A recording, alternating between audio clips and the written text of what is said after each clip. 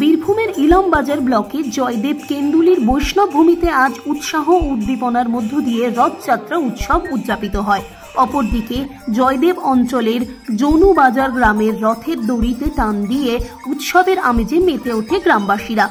জয়দেব কেন্দুলির নিমবার্গ আশ্রমের রথের দড়ি টেনে পশ্চিমবঙ্গ সরকার ক্ষুদ্র বস্ত্র কুটির শিল্প মন্ত্রী চন্দ্রনাথ সিনহার হাত দিয়ে রথের শুভ উদ্বোধন করা হয়। কেন্দুলির নিমবার্গ আশ্রমের উদ্যোগে ও আয়োজনে এবার এই রথযাত্রা 133 বছরে পদার্পণ করল। 1298 বঙ্গাব্দ থেকে এই আশ্রমের উদ্যোগে এখানে রথযাত্রা উৎসব অনুষ্ঠিত হচ্ছে। যদিও মাঝে বেশ কয়েক বছর রথযাত্রা অনুষ্ঠিত হয়নি বলে আশ্রমের উদ্যোক্তাদের পক্ষে থেকে জানানো হয়েছে।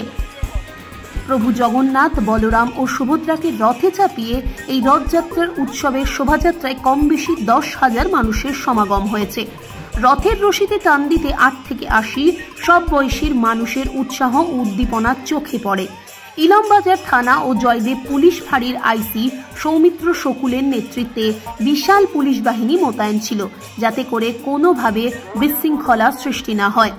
এই রথযাত্রা উৎসবের দিনে নিমবার্গ আশ্রম থেকে ভরাঙ্গি এবং সেখান হইতে টিকর বেতা, তারপরে পুলিশ ফাঁড়ি পর্যন্ত এই জগন্নাথ দেবের রথ প্রদক্ষিণ করবে বলে সূত্র মারফত জানা যায়।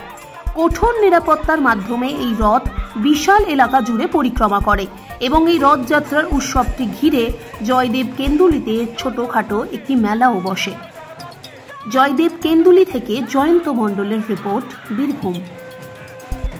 আমাদের এই জনবাজার গ্রামে আগে রথ ছিল, রাধা গোবিন্দ মন্দির থেকে এইভাবে রথ চলে আসতো, কিন্তু কোনো কারণবশত আমাদের সেই রথ বন্ধ হয়ে গিয়েছিল।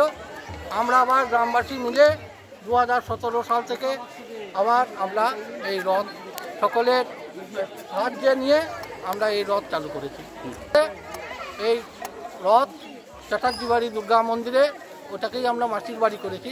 ওই মাসির বাড়িতে থাকবে, আবার 7 দিন পর আবার রাধা গোবিন্দ মন্দিরে ফিরে যাবে। এই রথ চলে আসবে। প্রশাসনের ভূমিকা খুবই সুন্দর ছিল, তারা যথেষ্ট আমাদেরকে সাহায্য করেছে, তারা অক্লান্ত পরিশ্রম করেছে এটা যেন সুষ্ঠুভাবে হয়, এবং আমরা সকলকে সাথে নিয়ে এবং প্রশাসনকে সাথে নিয়ে আমরা সুষ্ঠুভাবে রথটা মোটামুটি শেষ করেছি। এটা এখন করছে নতুনভাবে, কিন্তু পূর্বে অনেক বছর আগে এই রথ চালু ছিল। আচ্ছা, আমার নাম নন্দদুলাল চট্টোপাধ্যায়, বাড়ি জনবাজার।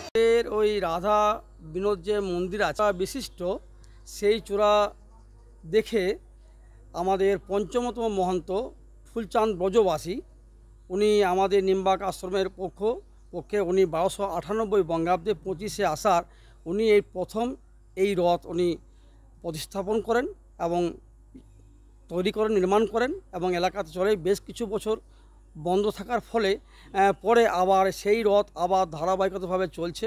আজ থেকে প্রায় 133তম রথ। আমাদের প্রশাসন বিগত 4 বছর ফুল সুন্দরভাবে এই চতুর্থতম আমাদের এই রথ রাস্তার প্রদক্ষিণ করছে, পাকা রাস্তায়। তাছাড়া আমাদের আশ্রমের মধ্যে সীমাবদ্ধভাবে চলতো ধারাবাহিকভাবে। তো এই 4 বছর ওনারা বিশেষ সুন্দরভাবে স্থাপন করে একদম নির্বিঘ্নে নির্ঝঞ্ঝাটভাবে ওনারা পুরো দায় নিয়ে ওনারা প্রশাসন সহযোগিতা করেছেন, ওনাদেরকে অসংখ্য ধন্যবাদ।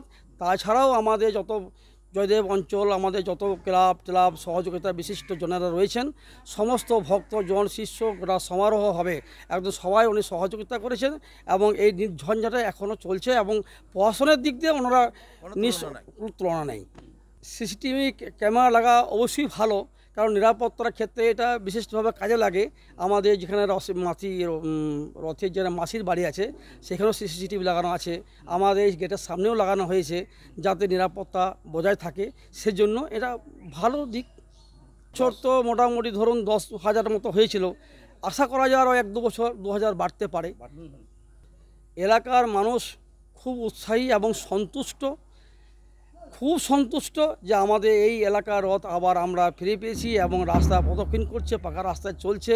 এনারা একটা বছরে একটা চরম সুন্দরভাবে আন্তরিকতার সাথে এই রথটা ওনারা সহযোগিতা করছেন এবং উৎসাহ পেয়েছেন এবং চরম আনন্দ পাচ্ছেন। আমাদের এই রথ আশ্রম থেকে ভরাঙ্গি ভরাঙ্গি থেকে পুলিশ ফাঁড়ি হয়ে টিকরবেতা বাস স্ট্যান্ড এবং তারপরের উত্তম দাসের বাড়িতে রথের মাসি বাড়ি করা হয়েছে। সেইখানে 8-9 দিন যাবৎ ওইখানে পূজা সেবা পূজা 8-9 দিন চলে, সেবা পূজা সবই চলে। তারপর আবার যেভাবে যায় 9 দিন পরে অর্থাৎ পূর্ণ যাত্রা উল্টো রথে আবার সেম ওইভাবেই ঘুরে আসেন আমাদের মন্দিরে। আপনার নাম? আমার নাম সৌমেন মণ্ডল, বর্তমানে এই নিম্বাক আশ্রমে মহন্ত আশ্রমের ম্যানেজার।